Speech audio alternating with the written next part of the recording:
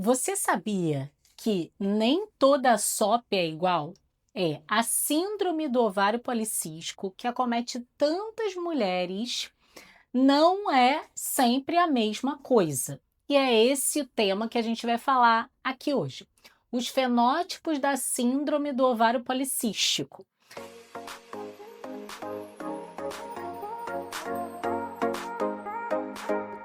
A síndrome do ovário policístico acomete a adolescente, aquela adolescente que normalmente fica com irregularidade menstrual, fica meses sem menstruar. Muitas têm acne, excesso de pelo, pelo cresce muito rápido, queda de cabelo. Além disso, pode aparecer o aspecto micropolicístico na ultrassonografia. Mas isso tudo que eu falei são os critérios de Roterdã. Para a gente ter o diagnóstico de ovário policístico, a gente precisa desses três critérios. Então, se é irregularidade menstrual, se é hiperandrogenismo clínico, né? A acne, a queda de cabelo, ou laboratorial, excesso de testosterona no exame de sangue, muito além da média, porque a média ali das mulheres é mais ou menos 20. Essas meninas têm muito além disso. Ou também o outro critério, que é o aspecto micropolicístico na ultrassonografia. Mas algumas mulheres que têm a síndrome do ovário policístico, elas são o que a gente chama de clássica, que é o fenótipo tipo A. São essas mulheres que têm irregularidade menstrual, que tem hiperandrogenismo e que também tem o aspecto micropolicístico no ovário.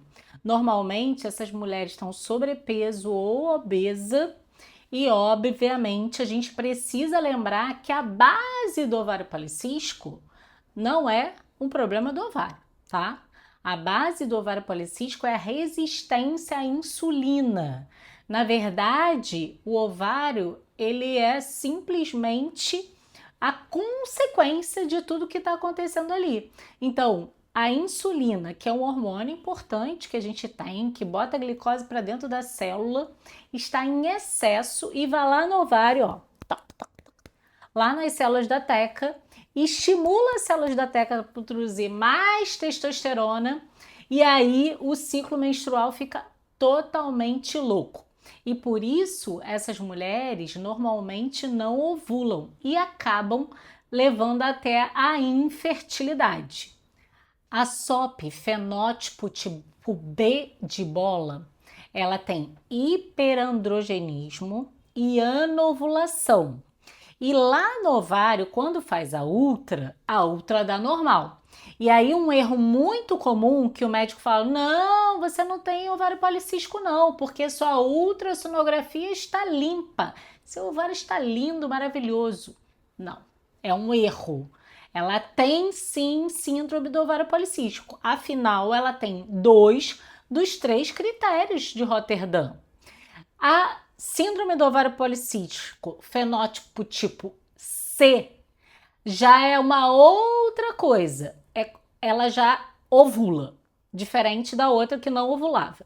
Então, nesse caso, a paciente ovula todo mês, então a menstruação dela é regular, porém, ela tem hiperandrogenismo, ela tem acne, queda de cabelo e tem um aspecto micropolicístico lá na hora de fazer a ultrassonografia.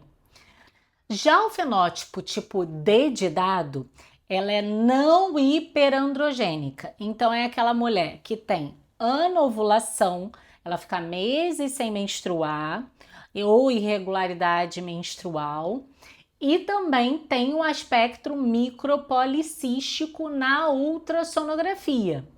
Ela não tem excesso de acne, ela não tem queda de cabelo.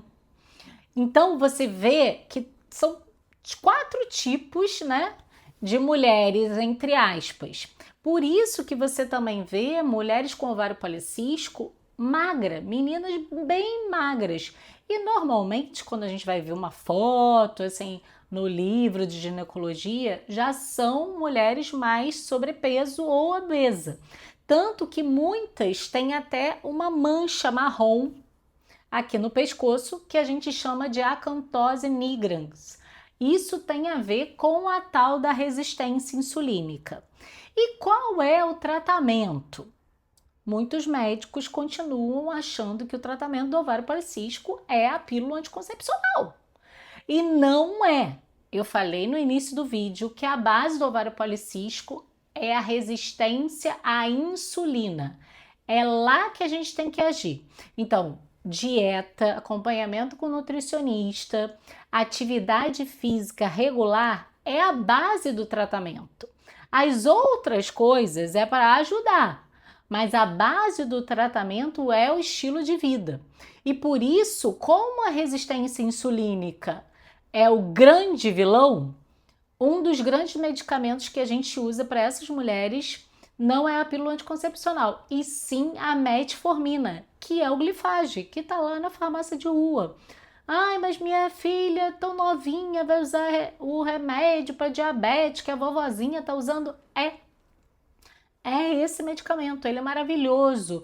Além de estar na farmácia popular, que você vai pegar de graça, é um medicamento com alta eficácia para o ovário policístico. Claro que se essa menina também precisar da contracepção, ela pode usar uma pílula anticoncepcional, porque aí ela vai estar matando 2 coelhos com uma cajadada só, porque muitas pílulas, dependendo da progesterona sintética que a gente escolhe, pode ajudar realmente nessa questão da acne, do pelo, como a ciproterona é um tipo de progesterona anti-androgênica muito potente. Mas não dá pra gente passar isso para as meninas para elas usarem o resto da vida uma pílula anticoncepcional, não fazer mais nada. Quando ela parar a pílula, todos os sintomas vão voltar e às vezes voltam até pior, tá? Então, se não tratar a base do ovário policístico, não adianta nada tomar pílula anticoncepcional. Outras estratégias que a gente faz, né, no ovário policístico, se é resistência insulínica, a gente pode usar alguns suplementos, como o mioinositol. Tem mioinositol pronto, né, que é o magnésio inositol, que vem de suplementos prontos que ainda ajudam no sono. E tem o mioinositol manipulado, que a gente bota em sachê, já que vira uma quantidade muito grande de substâncias. Outro suplemento importantíssimo, meu queridinho Master, é o ômega 3. Como essa resistência insulínica leva à inflamação crônica, e o ômega 3 é um potente anti-inflamatório natural, essas meninas precisam usar o ômega 3. Além disso, olhar no resultado do exame de sangue como está a vitamina D e o PTH, o paratormônio. Se a gente puder suplementar D, botar D lá mais perto de 60, se o PTH não estiver baixo, né? Porque quando a gente sobe D, a gente desce o PTH. Então tem que ter muita cautela com automedicação com PTH, tá? PTH não, com a vitamina D. Muita cautela, não pode ficar tomando vitamina D loucamente, porque eu tenho pego muitas mulheres com PTH muito baixo e isso afeta o metabolismo do cálcio. Pode ser perigoso. Então, se a gente consegue suplementar a vitamina D, a gente vai suplementar a vitamina D. Outras vitaminas do complexo B, vitamina B12. Ver como que tá a homocisteína, que é o marcador de inflamação crônica também, fibrinogênio, que também é inflamação crônica. Se essa menina estiver acima do peso, é importante que ela emagreça. E algumas mais velhas, né, não crianças, a gente não passa as canetinhas para as crianças, né?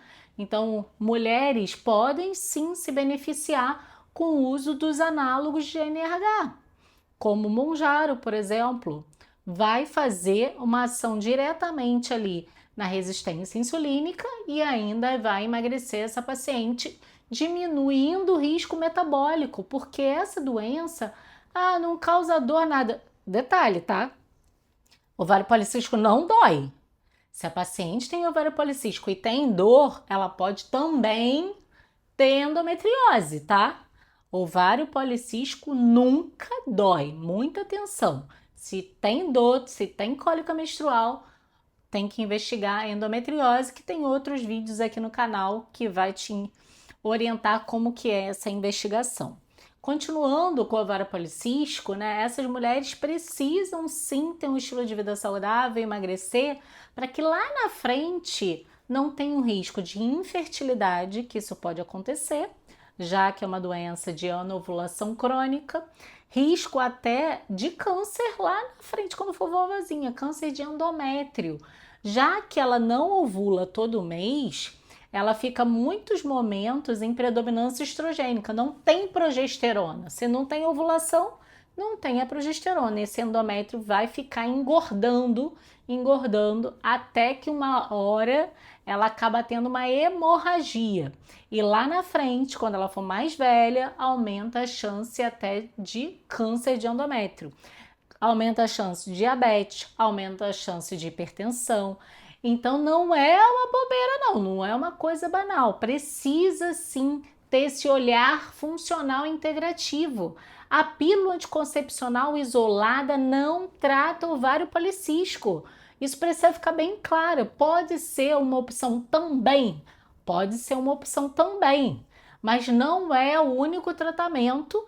Além disso, a pílula anticoncepcional tem seus riscos, ainda mais essas pílulas com ciproterona, como Diane 35, Selene, Diclin. São pílulas com alto risco de trombose. Então, tem que botar na balança risco-benefício sobre o uso da pílula anticoncepcional, principalmente a longo prazo. Já existem artigos comprovando que a pílula a longo prazo aumenta o risco, inclusive, de câncer de mama. Então, a gente tem que cuidar, né, da adolescente, da mulher jovem, da mulher mais madura. Todas essas podem ter ovário policístico. E o exercício e a dieta sempre será a base. Se você gostou desse vídeo ou conhece alguém que tem ovário policístico, já compartilha e não esquece, né, de dar aquele like e já se inscrever aqui no canal, que tem muita informação de valor sobre saúde feminina que vai ajudar você e as suas amigas. Até o próximo vídeo.